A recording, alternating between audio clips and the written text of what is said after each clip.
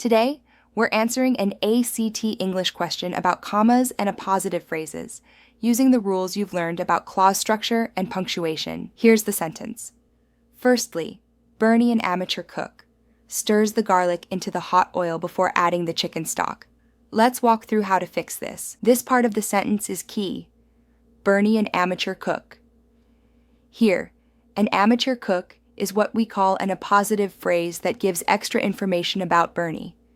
And when we add extra information like this, we need to set it off with commas. So the correct punctuation is Bernie, comma, an amateur cook, comma, stirs the garlic into the hot oil before adding the chicken stock. Commas go before and after the appositive phrase. Remember, whenever you're inserting extra descriptive information like an appositive, use commas to separate it from the rest of the sentence. Keep practicing these kinds of questions, and always check whether the phrase is essential or non-essential. If it's non-essential, it probably needs commas.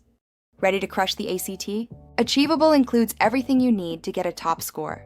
With Achievable, you get a personalized AI-driven study plan, short, engaging lessons, and realistic practice questions that adapt to your progress.